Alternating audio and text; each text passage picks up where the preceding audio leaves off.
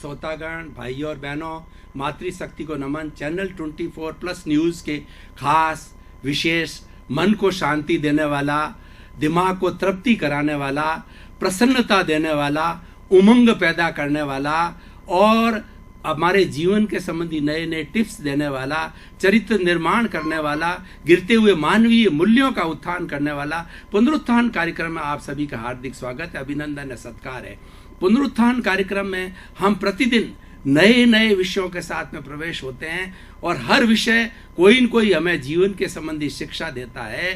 तो आज का हमारा एक बहुत ही सुंदर विषय है, वह विषय है सामूहिक हित चिंतन। भाई और बहनों, दर्शकगण, श्रोतागण, दो शब्द है, एक तो सामूहिक और दूसरा हित चिंतन। सामूहिक का अर्थ होता है कलेक्टिवली, सबका साथ, सबका मिला करके, सबके लिए, उसको सामूहिक कहते हैं। और दूसरा हित चिंतन, लोगों का कल्याण हो, लोगों का भला हो और लोगों का विकास हो, उसको हित चिंतन कहते हैं। सामूहिक, सामूहिक हम जितना जीवन जीते हैं वो सारा हमारा सामूहिक जीवन है। मनुष्य एक सामाजिक प्राणी है, वह समाज के बिना एक मिनट एक सेकंड भी नहीं रह सकता है। उसकी सारी आवश्यकताओं की पूर्ति समाज के द्वारा होता है। रोटी, कपड़ा, मकान, शिक्षा, चिकित्सा, भरण पोषण, उसका जितना भी ये सारा कार्य होता है वो समाज के लोग, अलग अलग लाइन के लोग हैं, उस कार्य को करते हैं। उस कार्य में से वह इस कार्य को प्राप्त करता है अपने लिए।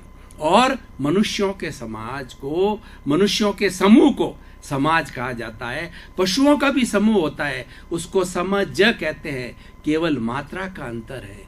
लेकिन वह समूह जो होता है वो बहुत बड़ा, कहना चाहिए एक्टिव कहिए या इन्फ्लुएंसिव कहिए, या बहुत बड़ा कार्य करने वाला नहीं होता है, क्योंकि उनकी सोच लिमिटेड होती है।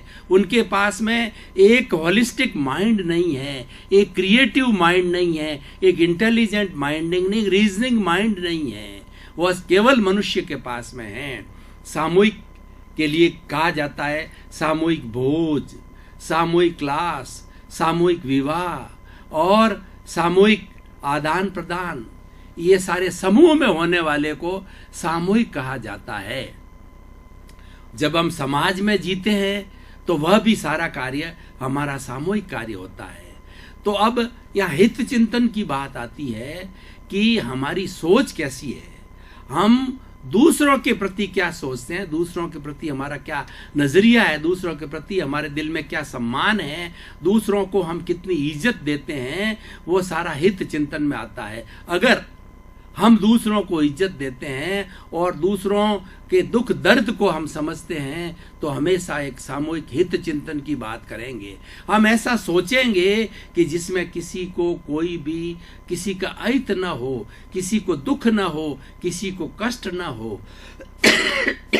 इसीलिए हमेशा चिंतन किया जाए वो सामूहिक हित चिंतन का किया जाए। व्यक्तिगत रूप से करे, व्यक्तिगत कोई बहुत बड़ी पोस्ट के ऊपर है, बहुत बड़ा नेता है, या बहुत बड़ा जो है वो किसी जो है इंस्टीट्यूशन का मालिक है, तो उसका चिंतन करना मायना रखता है। वह जो भी प्लानिंग करे वह लोगों के हित चिंतन की प्लानिंग करे। इसी तरीके से सरकार को लीजिए, सरकार के जो प्रधानमंत्री होते हैं, मंत्री होते हैं, एमएलए होते हैं, एमपी होते हैं, ये जनप्रतिनिधि होते हैं जो कि जनता का प्रतिनिधित्व करते हैं विधानसभा के अंदर और लोकसभा के अंदर। तो उनको तो हमेशा सामूहिक हित चिंतन के लिए सोचना चाहिए, क्योंकि उनको, जैसे कि एमएलए है, लाखों वोटों से जीतता है, या लाखों वोट, 7 से 8 लाख वोट दिए जाते हैं, यानी 8 लाख लोगों का प्रतिनिधित्व करता है। एमएलए होता है वो 1-1.5 लाख वोट का प्रतिनिधित्व करता है, इतने लोगों का प्रतिनिधित्व करता है। ये लोकतंत्र ऐसी व्यवस्था है कि लोकतंत्र के अंदर ये लोकतंत्र जनता के द्वारा, जनता के लिए और जनता से बनता है। और सबसे आज हमारे पूरे विश्व के 200 देशों के अंदर सबसे लोकप्रिय है वो लोकतंत्र है, प्रजातंत्र है। जिसके अंदर प्रजा की सुनाई होती है, प्रजा की आवाज जाती है और प्रजा को प्रभुत्व मिलता है और प्रजा की कोई भी बात सुनाई होती है, क्योंकि वो जनप्रतिनिधि वहां जाते हैं, उनके द्वारा चुने हुए लोग जाते हैं। उनका दायित्व बनता है कि वो लोगों की बात को जो अच्छी तरह से रखे या उनके बारे में हित चिंतन करे। तो अब जैसे मैं एमएलए एमपी की बात कर रहा था, तो एमएलए और एमपी लोग होते हैं, मान लीजिए कोई योजना बना रहे हैं, सड़क की योजना बना रहे हैं, पुल की योजना बना रहे हैं, बिजली की योजना बना रहे हैं, पानी की योजना बना रहे हैं, तो उसके दिमाग के अंदर सामूहिक हित चिंतन होना चाहिए कि ये जो पाइपलाइन जा रही है ज़्यादा से ज़्यादा लोगों को बेनिफिट देने वाली हो, बिजली की लाइन जा रही है वो ज़्यादा से लोग उसके अंदर प्रभावित हो, बेनिफिटेड हो, और इसी तरह से रेलवे लाइन जा रही है, कोई भी चीज़ जो सरकारी चीज़ जा रही है उसके अंदर ज़्यादा से ज़्यादा लोगों को बेनिफिट मिले, ऐसा हित चिंतन करना चाहिए। उसको उसके अंदर उस समय के अंदर उसको अपना स्वार्थ, भाई भतीजावाद या हमारा किसी ने वोट दिया है या न दिया है, वोट देना और लेना यह तो बात जीतने तक सीमित है। जब कोई एमएलए एमपी सरपंच या वार्ड पंच या पार्षद जब जीत जाता है तो उसकी दोनों आंख के अंदर चश्मा एक सा रहना चाहिए। प्रियता अप्रियता की बात नहीं आनी चाहिए कि इसने मेरा वोट दिया इसलिए प्रिय है मेरा और इसने वोट नहीं दिया मैं अप्रिय है, वो बात नहीं होनी चाहिए। वो बात मात्र वोट लेने तक होते हैं और उसके बाद में वो सबका प्रतिनिधि हो जाता है, चाहे उसकी पार्टी के लोग हो या न हो, उसका प्रतिनिधित्व करता है। तो उसका ये दायित्व बनता है कि वो सामूहिक हित चिंतन की बात करे, और जब ऐसे लोग सामूहिक हित चिंतन करेंगे तो हमारी सारी जितने भी योजनाएं आज जो बन रही है सरकारी लेवल पर या प्राइवेट लेवल पर बन रही है वो चहुमुखी होगी, वो सबके विकास के लिए होगी और उसके अंदर जो है वो सबको लाभ मिलेगा, सभी सुख पाएंगे। हम थोड़ा पुराने जमाने की बात करें तो महात्मा गांधी ने सर्वोदय दिया सिद्धांत, ट्रस्टीशिप का सिद्धांत दिया। ये सर्वोदय का सिद्धांत क्या है? और कि सबका उदय हो।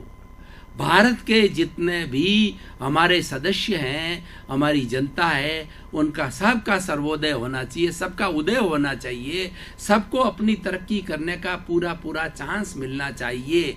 ये बात अलग है कि कोई व्यक्ति इंटेलिजेंट है, किसी व्यक्ति का अलग काम कर रहा है तो आगे बढ़ जाता है और किसी का नहीं कर रहा है वो पीछे रह जाता है, वो बात अलग है। लेकिन सरकार की तरफ से, जनता की तरफ से जो है सबको अवसर बराबर प्रदान किए जाने चाहिए, और यही लोकतंत्र की सबसे बड़ी पहचान है कि वो सर्वोदय के सिद्धांत के ऊपर चलता है। दूसरी बात देखिए, ट्रस्टीशिप का कितना बड़ा सिद्धांत महात्मा गांधी ने दिया कि ये जितनी संपत्ति हमारे देश के अंदर है वो सब संपत्ति का मालिक जनता है। चाहे बड़े बड़े पावर हाउस है, चाहे बड़े बड़े रेलवे है, चाहे एटॉमिक एनर्जी के है, सब अरबों खरबों रुपए की जितनी संपत्ति है सबका मालिक पूरी जनता है, और वही उसके मिल्कियत, ये सब उनकी है। जब उनकी मिल्कियत है इसका मतलब ये है कि सबको प्रगति करने का चांस मिलना चाहिए। और ये बात जब हमारे दिमाग के अंदर आ जाती है तो हम जो है वो सही दिशा में काम करने लग जाते हैं, हम स्वार्थ को गौण कर देते हैं और सामूहिक हित चिंतन की बात करते हैं। भाई और बहनों, दर्शकगण, श्रोतागण, जैसा कि हमारी परंपरा है कि हम हर विषय को जो है पुनरुत्थान कार्यक्रम के अंदर जो है कसौटी पर कसते हैं। जैसे एक सुनार होता है, सोने को अपनी कसौटी पर जो है वो कस करके कहता है कि ये इतने टंच का है, 24 कैरेट्स का है, 22 कैरेट का है, 20 कैरेट्स का, 18 कैरेट का है। तो हम भी प्रति एपिसोड के साथ साथ के अंदर ये निष्कर्ष निकालते हैं, इस पर ये चिंतन करते हैं कि जो आज का विषय है वो हमारे समाज को क्या देगा, ये वो व्यक्ति को क्या देगा और पूरी मानव जाति को क्या देगा, और यहाँ तक कि पूरी प्राणी मात्र को है वो इससे क्या शिक्षा मिलेगी, क्या देगा। तो सामूहिक हित चिंतन है ना, ये तो ऐसा विषय है जो प्राणी मात्र को तक जाता है, और ये व्यक्ति तक ही सीमित नहीं है। अगर हम व्यक्ति तक भी सीमित रखें तो हम हमारी थिंकिंग पे डिपेंड करता है, हमारी सोच कैसी है। हमारी सोच संकुचित है तो हम स्वार्थ के दायरे के अंदर रहते हैं, और हमारी सोच जो है वो थोड़ी ब्रॉड है तो हम सामूहिक हित चिंतन के रूप के अंदर आते हैं। इसके बहुत से उदाहरण दिए जा सकते हैं। मान लीजिए हम गांवों पर आए तो गांव के विकास के लिए बहुत सी बातें होती है। बिजली होती है, पानी होता है, सफाई होती है, और उसके साथ साथ के अंदर रोजगार के साधन होते हैं। तो उसके अंदर हर व्यक्ति को, और खास करके जो सरपंच और जो वार्ड पंच वगैरह होते हैं, उनको जो है सबके हित चिंतन की बात करना चाहिए। सामूहिक हित चिंतन की हम बात करते हैं तो वो सुविधा सब में बढ़ जाती है। बिजली गई, पानी गया, या कोई हॉस्पिटल गया, तो वो सभी के लिए उपयोगी हो जाता है। उसकी लोकेशन वैसी होनी चाहिए जहाँ ज़्यादा से ज़्यादा लोग रहे, उसके बीच में होना चाहिए। चाहे बिजली हो, चाहे पानी हो, चाहे अस्पताल हो, चाहे स्कूल हो, उसकी लोकेशन ऐसी हो कि ज़्यादा से ज़्यादा गांव के लोग जो है वहाँ इजीली पहुँच सके और पहुँच करके उसका उपयोग लेवें। जैसे गांव मान लो एक जगह बसा हुआ है और वह स्कूल आपने किसी रूरल एरिया में जंगल में जा करके और 10 किलोमीटर दूर भेज दी, तो हर एक के लिए 10 किलोमीटर जाना इतना सरल नहीं है, और उसकी क्या उपयोगिता है। तो सामूहिक हित चिंतन में ये पॉइंट आता है कि जो हम योजना बनावें उसकी योजना की लोकेशन क्या होनी चाहिए, और उस योजना के साथ में कितने कितने लोग बेनिफिटेड होंगे। आज मैं आपको उदाहरण देना चाहता हूं कि वर्तमान के हमारे जो प्रधानमंत्री भाई नरेंद्र मोदी है, वो हमेशा सामूहिक हित चिंतन की बात करते हैं, और वो तो कहते हैं कि मेरे पास में 125 करोड़ जनता का सहयोग है, 250 करोड़ मुझे सहयोग करने के लिए तैयार है। ऐसा क्यों कहते हैं वो, या लोग उसको सपोर्ट क्यों करते हैं? कि वो सामूहिक हित चिंतन की बात करते हैं। वो कोई भी योजना बनाते हैं तो सबसे पहले उसके दिमाग में होता है कि जनता को क्या फायदा होगा। यथा राजा तथा प्रजा।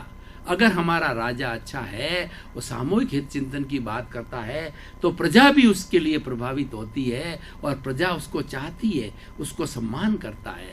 देखिए कि जहाँ पर हम ड्यूटी और राइट की बात करें, तो राइट तो ड्यूटी करने वाले को राइट ऑटोमेटिकली मिलता है।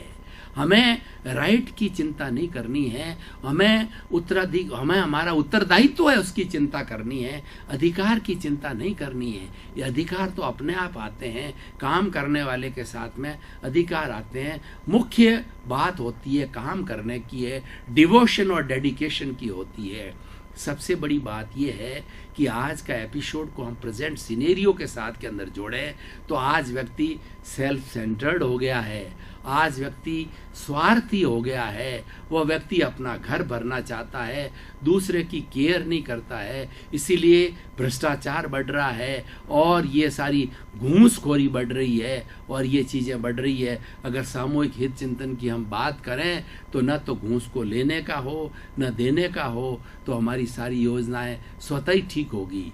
हम थोड़ा 5-10 साल पुराना सिनेरियो को देखें और आज सिनेरियो को देखें तो हमारी सरकार के कामकाज में काफ़ी बदलाव आया है, और सामूहिक हित चिंतन की बात हो रही है, जो कि अच्छा संकेत है, होना भी चाहिए। आज बैंक का काम देखिए, कोई भी चीज़ देखिए, आज सारा इंटरनेट से जुड़ रही है। हर व्यक्ति का जैसे अकाउंट है, उस अकाउंट के अंदर हर चीज़ आती है, उसको हर क्षण मालूम होता है SMS के द्वारा कि मेरा कितना बैलेंस है, कौन सी राशि इसमें आ गई है और जागी। और प्राय लोगों की जो सरकार से आने वाली राशि होती है उसके सारे अकाउंट के अंदर आती है। तो ये कितनी बड़ी सुविधा है। ये सुविधा कहाँ से आई?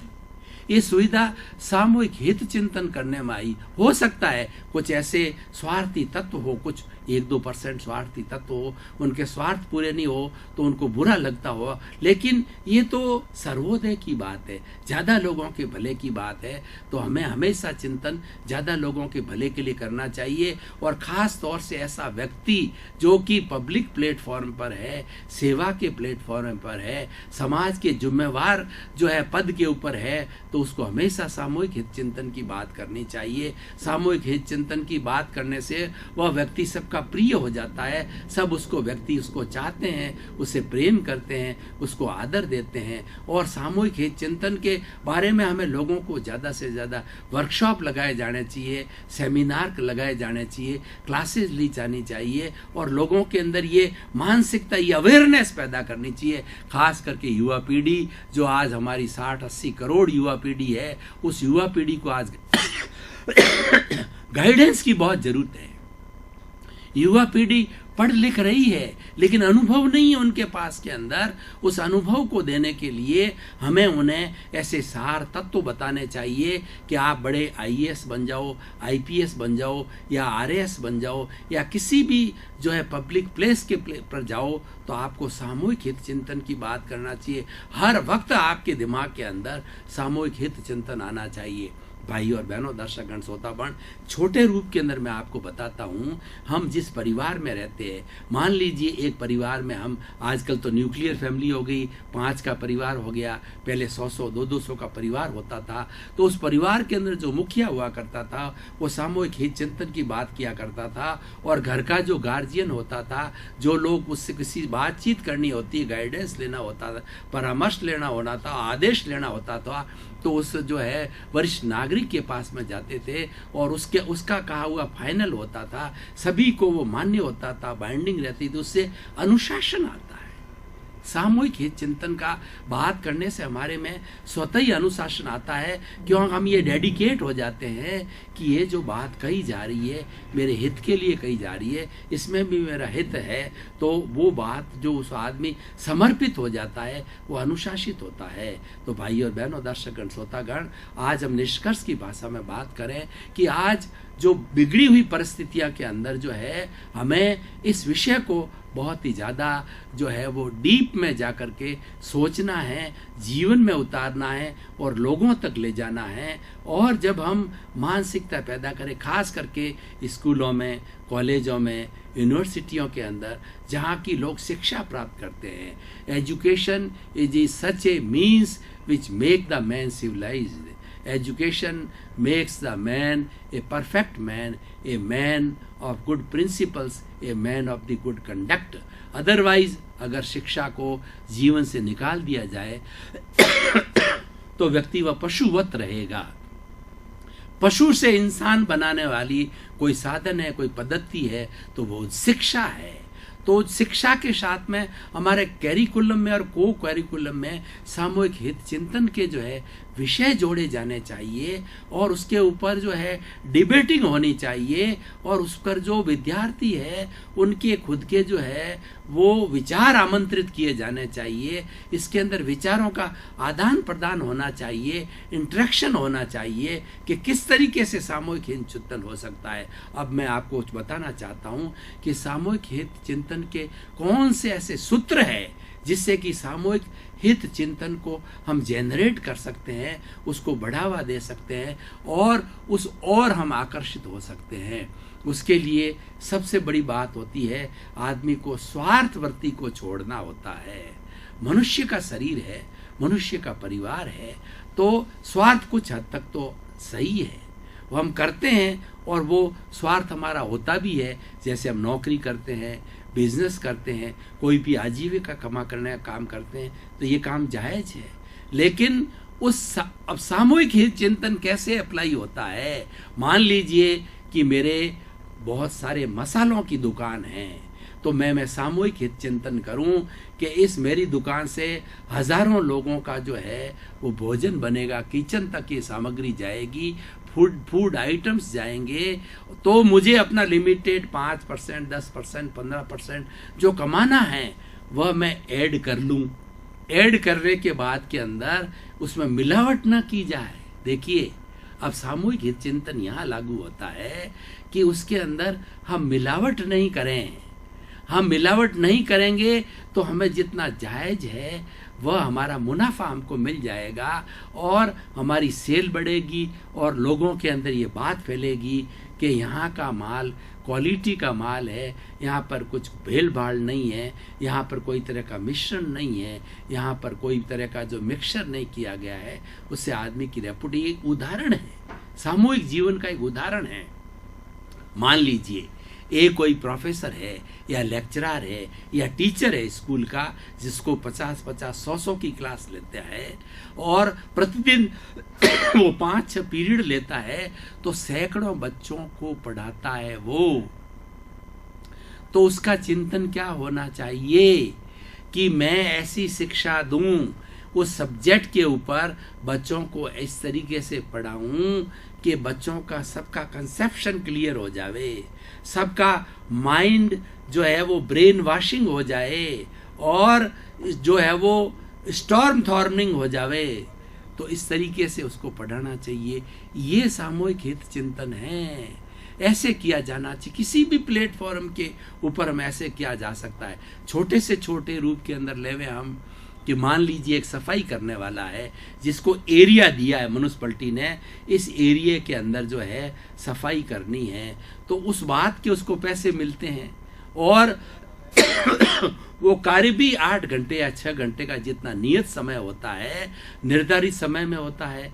तो उसको जब वो काम करे तो उसको सामूहिक हित चिंतन कैसे होता है। मान लीजिए उसके अंदर सड़ी गली चीजें पड़ी है, बदबूदार चीजें पड़ी है, ऐसी है और ऐसी ऐसी चीजें पड़ी है कि जिसके अंदर वायरस पैदा हो सकते हैं, डेंगू हो सकता है, मच्छर हो सकता है। तो उसका ये कर्तव्य बनता है सफाई वाले का, सामूहिक हित चिंतन का, कि ऐसी दुर्गंध वाली ऐसी चीज जो ज्यादा लोगों को डैमेज कर सकती है, फ्लू फैला सकती है, उसको ले जा करके और जो डंपिंग प्लेस है उसके अंदर डाले। हर जगह स्कोप है सामूहिक हित चिंतन का, स्कोप जैसे हमारा चैनल 24 है, ये किसी एक का ही चिंतन नहीं करता है, ये न्यूज देता है तो पूरे जोधपुर के अंदर जो है हमारे कैमरामैन घूमते हैं। ऐसा नहीं कि पर्टिकुलर एरिया के अंदर जाते हैं या पर्टिकुलर वीआईपी के यहाँ जाते हैं, छोटी सी छोटी बस्ती में जाते हैं और बड़े से बड़े आईएएस आईपीएस अफसर के पास, मंत्री के पास, सब जगह जाते हैं। उससे क्या होता है, और सब आयोजनों में जाते हैं, धार्मिक आयोजनों में जाते हैं, महिलाओं में जाते हैं, बच्चों में जाते हैं, खेलकूद में जाते हैं। उससे क्या होता है कि चैनल 24 पॉपुलैरिटी हो रही है कि ये वास्ट एरिया कवर करते हैं। क्यों? कि हमारे जो कैमरामैन हैं उनका सामूहिक हित चिंतन है। वो ये चाहते हैं कि हमारे जोधपुर में क्या घटित हो रहा है, अच्छा बुरा क्या घटित हो रहा है, वो जनता के सामने आना चाहिए ताकि जनता अवेयर है हो और जनता उस पर अपनी आवाज उठा सके। तो ये मीडिया का काम है, वो हमारे कैमरामैन कर रहे हैं। तो ये कार्य हर वक्त किया जाता है। निष्कर्ष की भाषा में मैं ये कहना चाहता हूं कि मानसिकता बनाने वाली बात है और अच्छी मानसिकता के लिए बच्चे को प्रारंभ से ही जब वो सोचना चालू करे तो उसको ब्रॉड सेंस के अंदर सोचने के लिए बात करनी चाहिए, शॉर्ट टर्म में सोचने के लिए बात नहीं करनी चाहिए। ठीक है, हम 100% उस उपलब्धि तक पहुंच सके ना पहुंच सके, लेकिन जब व्यक्ति सामूहिक हित की बात चिंतन करना सोचेगा उसका माइंड बहुत फास्ट चलेगा और छोटा बच्चा भी जो है बड़े बड़े प्लान्स बता सकता है कि इस एरिया के अंदर इतना करने से इतनी मेगावाट बिजली पैदा होगी और ये बिजली जो है इतनी इतनी कॉलोनियों के लिए आ जाएगी। सारा उसके दिमाग के अंदर आ जाता है कि 24 घंटे उसके दिमाग के अंदर सामूहिक हित चिंतन की बात चलती है। तो भाई और बहनों, मनुष्य जीवन का ये सबसे बड़ा उपयोग है कि हम जो भी कार्य कर रहे हैं, हम ये नहीं कर रहे हैं, कह रहे हैं आपको कि सामूहिक चिंतन के लिए अलग से समय निकालिए। अलग से समय निकालने की जरूरत नहीं है। जो काम किया, ये गृहिणी है, एक गृहिणी है और 10 लोगों का भोजन बना रही है, तो उसको 10 लोगों के टेस्ट की बात करनी चाहिए कि किस किस व्यक्ति को क्या क्या अच्छा टेस्ट। इसलिए भोजन जो बनाया जाए वो टेस्टी बनाया जाए ताकि सभी लोगों को अच्छा लगे। ऐसा नहीं कि एक के टेस्ट का वो ध्यान रखे और 9 के टेस्ट का ध्यान नहीं रखे। तो ये सामूहिक, एक माँ बाप है, माँ बाप के मान लो आजकल तो संतान 1 या 2 होती है। पुराने जमाने में हम 10 भाई बहन हैं, तो पुराने जमाने में 1-1 डजन बच्चे हुआ करते थे। तो माँ बाप जो है वो सारे बच्चों का एक तरीके से ध्यान रखते थे। सादगीपूर्ण जीवन था, सादगीपूर्ण तरीके से होता, लेकिन पक्षपात की बात नहीं होती। सबसे बड़ा सामूहिक हित चिंतन से हमको फायदा क्या होता है, क्या सूत्र मिलता है कि हम पक्षपात को भूल जाते हैं, हमारे ब्लड के अंदर से पक्षपात जो है निकल जाता है। ये प्रैक्टिस करने से होता है और ये अभ्यास करते हैं, इसके परिणाम बहुत दूरगामी हैं। आज से जो 50 साल पहले हमारे पर्यावरण में, हमारे बुजुर्ग लोगों के अंदर जो भावना थी वो सामूहिक हित चिंतन की बात थी। वो लोगों से मिलते थे, लोगों के कष्ट को दूर करते थे, सेवा की भावना करते थे, मूल्यों की बात करते थे। लेकिन धीरे धीरे धीरे धीरे सब तिरोहित होता जा रहा है, वो मूल्य समाप्त हो रहे हैं। क्यों? कि सामूहिक हित चिंतन करने का हमारा नजरिया ही बदल गया है।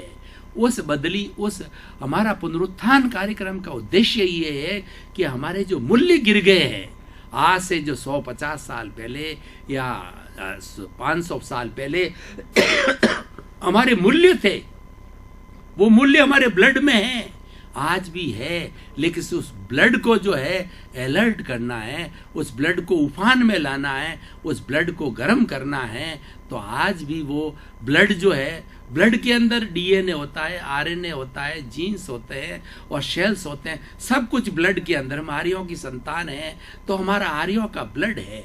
आर्यों का ब्लड क्या है कि हम हिंसा में विश्वास नहीं करते, लेकिन कोई हमारे पर जो है वो थोपता है युद्ध या हमको मारने को तैयार होता है, तो हम मुंह तोड़ जवाब देते हैं। हिंदुस्तान का इतिहास उठा करके आप देख लीजिए कि हिंदुस्तान ने चला के कभी भी युद्ध नहीं किया, लेकिन किसी ने हमारे पर युद्ध थोपा तो हमने उसको ठोका, पीटा और ऐसी हालत बुरी कर दी। हम कायर नहीं है, अहिंसावादी कायर नहीं होता है। क्षमा वीरस्य भूषणम, हम क्षमा करना जानते हैं। क्षमा कौन कर सकता है? जो वीर होता है वो क्षमा कर सकता है। कायर कभी भी क्षमा नहीं करेगा।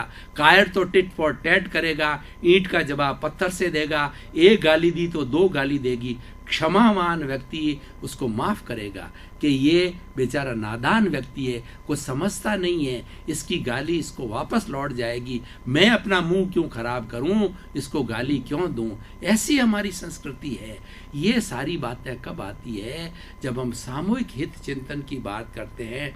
सामूहिक हित चिंतन से हमारा ट्रस्टीशिप का उद्देश्य और हमारा सर्वोदय का उद्देश्य है वो पूर्ण होता है। ऐसी बड़ी बड़ी जो कॉन्सेप्ट, वसुधैव कुटुंबकम का कॉन्सेप्ट है, वो सामूहिक हित चिंतन के पर आधारित है। बड़ी बड़ी हमारी भारतीय संस्कृति के कॉन्सेप्ट को देखिए, धर्म दर्शनों को देखिए, धर्म की बात को देखिए, आत्मा की बात को देखिए, जगह जगह सामूहिक हित चिंतन की बात कही गई है। हम सत्संग करते हैं, सत्संग क्यों की जाती? सत्संग क्या करती है कि प्राप्त मन वचन काया से जगत के किसी भी प्राणी को, किसी भी जीव को किंचित भी मन से, वचन से, काया से दुख न हो। ये सामूहिक हित चिंतन की बात नहीं है। 100% सामूहिक हित चिंतन की बात यह है कि मैं मन से, वचन से, काया से ऐसा कोई कार्य नहीं करूं जिससे किसी को किंचित मात्र भी दुख हो। ये हमारी भारतीय संस्कृति हमको बताती है, ये हमको भारतीय दर्शन हमारे को बताता है। सारा सामूहिक हित चिंतन की फिलॉसफी है। दर्शकगण, श्रोतागण, भाई और बहनों, आपका बहुत बहुत धन्यवाद। आपका उपकार, आपके प्रति कृतज्ञता। पुनरुत्थान कार्यक्रम को आप चमका रहे हो। आज टॉक ऑफ द टाउन बन रहा है, लोगों का जीवन परिवर्तन हो रहा है, लोगों को बहुत कुछ मिल रहा है। हमको चैनल 24 को फीडबैक भी मिल रहा है। तो इसी क्रम में आपके प्रति मंगल भावना, शुभकामनाएं।